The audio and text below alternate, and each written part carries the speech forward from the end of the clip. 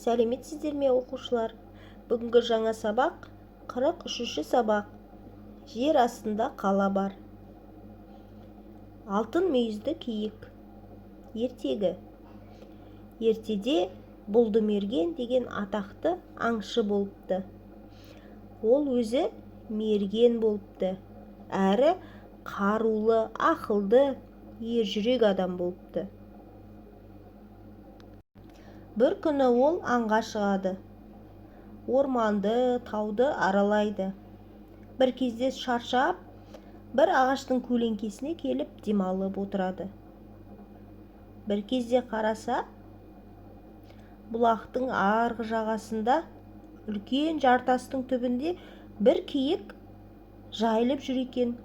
Екі мүйізі күнге шағылысып жарқырайды. Тіпті көз қаратпайды. Қарасаң көзің ауырады. Бұлдымерген өз көзіне өзі сенбей таңданады. Шынымен киік. Екі мүйізі алтыннан екен. Ол киікті атайын деп садағын дайындайды. Сол кезде киік айтады: "Сабыр ет, мерген", дейді. Аңшы оның қасына келеді. Бұрын соңды бұндай ғажапты көрмеген екен. Қатты таңғалады. Ал алтын мүйізді киік сол сәтте алтын мүйізді ақсақалды шалға айналады. Үстіндегі киімі күміс сияқты жарқырап тұрады.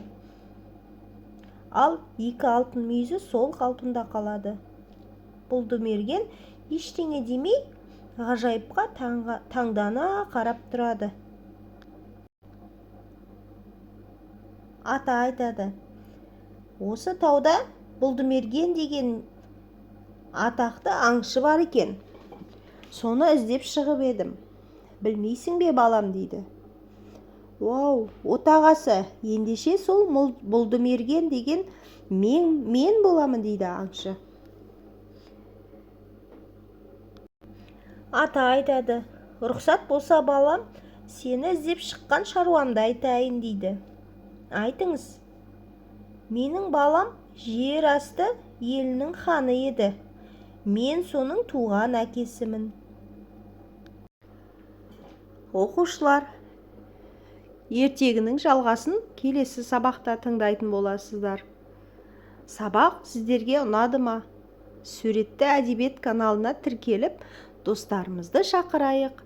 Ертегінің жалғасында келесі видеода сіздерді күтемін.